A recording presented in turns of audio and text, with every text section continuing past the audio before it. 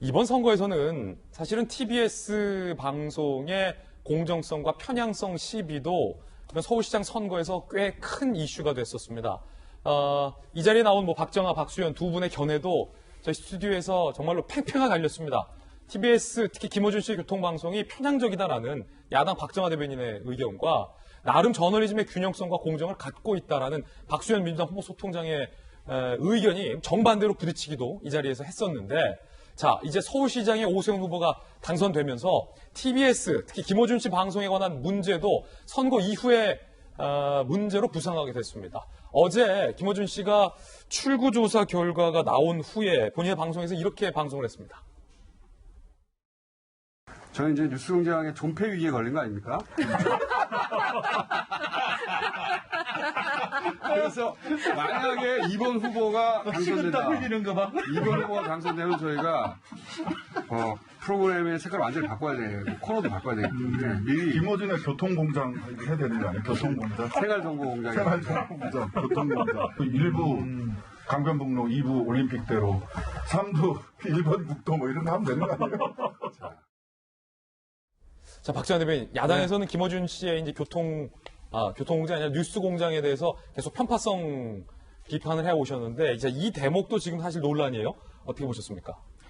글쎄, 어제 방송하시는 분들 죄송스럽지만은 이렇게 웃으면서 저렇게 농담 삼아 얘기할 수 있는 상황인가 싶은 생각이 들어요. 원래 그 교통방송이라는 게 정치 뉴스 뭐 이런 거 법적으로도 좀 제한되어 있는 걸로 제가 알고 있거든요. 근데 그렇게 영향을 많이 미치는 프로를 진행해 왔고, 그다음에 선거 기간 내에도 굉장히 편파 방송 논란이 많았던 저런 방송을 했는데, 결과적으로 이제 와서 이제 웃으면서 저렇게 얘기를 하는 게 조금 일말의 그 반성이나 아니면 유감이라도 좀 있었어야 되는 것 아닌가라는 아쉬움이 있어요. 근데 교통방송 앞으로도 사실은 제가 볼 때는 저렇게 막 진행을 하기보다는 교통방송 본래 취지에 맞춰서 프로그램이 돌아가야 되고 방송국이 운영돼야 되지 않을까라는 생각입니다.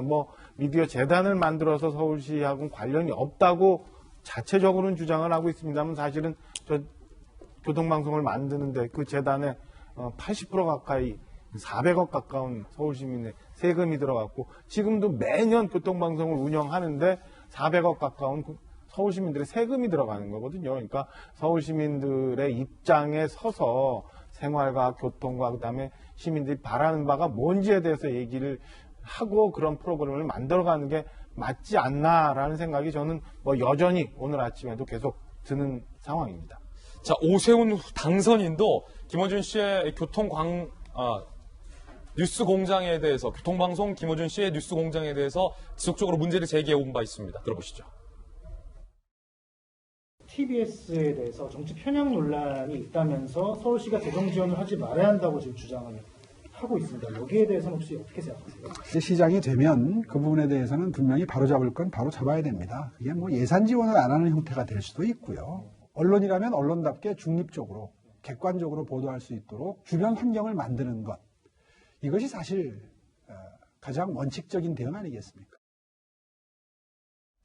자, 오세훈 신임 서울시장은 지난 28일 연합뉴스와 인터뷰에서 TBS의 설립 목적은 교통 생활 정보를 제공하는 것이다. 김어준 씨가 계속 진행해도 좋다. 다만 교통 정보 좀 제공하시라라고 이야기를 한 바 있습니다. 자, 오늘 김어준 씨가 뉴스공장에서 이렇게 얘기했습니다. 오세훈, 형준 두 분에게 축하를 드립니다.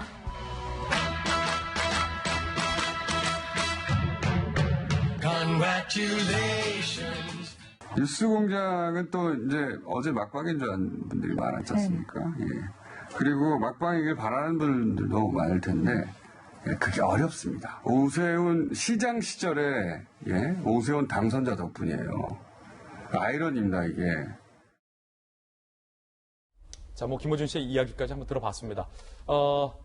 박수현 대변인, 예. 우리 야당에서는 오세훈 시장이 되든 안 되든 교통방송은 교통정보 중심으로 좀 방송을 했으면 좋겠다. 정치 이슈를 하더라도 이 균형성과 공정성을 잃지 않아야 한다라고 조금 전에 얘기했는데, 이 대목에 대해서는 어떻게 보십니까? 그러니까 우선 이 TBS라고 하는 미디어 재단인데요. 여기에서 교통정보만 제공해야 한다라고 하는 것은 잘못 알고 있는 사실이고요.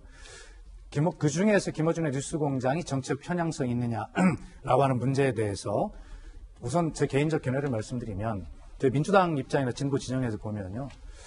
우리 그 김진의 돌직구 쇼를 제외한 이 종편의 많은 시사 프로그램들은 사실 저희 입장에서 보면 불만이 있습니다. 아, 그렇습니까? 예. 저희는 제외입니까? 제입니다. 당연히. 예, 감사합니다. 아주 중립적으로 잘하죠.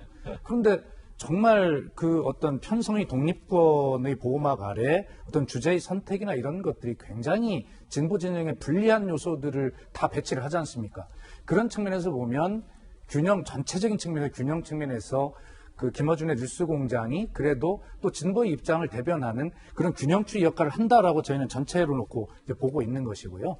또 지금 지적한 이번 선거 캠페인 과정에서 어떤 그 주장을 하는 생태탕 이런 걸 주장하는 그 증인들 5명을 야당의 반론 기회 없이 편향되게 출연시켰다라고 하는 것은 김어준 씨가 해명을 했지 않습니까? 당연히 그것은 오세훈 후보 측이나 박형준 후보 측에 출연을 요청하고 반론권을 드렸는데 응답이 없었다라고 하는 것이고요. 또 그 다음날 하태경 부산 우리 박형준 후보의 총괄선대본부장이 또 출연해서 그 전날 했던 것들을 일일이 다 또 이야기를 할 기회를 가졌어요. 이런 두 가지 측면을 좀 비교를 해보고 하는데 뭐 오세훈 후보께서 이제 시장이 되셨는데 이거를 정리를 하고 싶은 어떤 생각도 있으시겠지만 그러나 이것도 역시 엄연한 편성의 독립권이라고 하는 그런 어떤 제도 하에 있는 것이고 또 선거 심의 기구가 있어서 거기서 따질 문제여서 또 제어거나 이런 문제에 또 영향을 미칠 문제고 또 예산의 지원을 끊는 문제도 서울시 의회와의 관계가 있기 때문에 이런 문제는 종합적으로 보면서 한번 우리 언론 환경 전체를 한번 다시 돌아보는 계기가 됐으면 좋겠다는 개인적 생각입니다. 예. 자, 박수영 대변인의 이야기 들어봤습니다.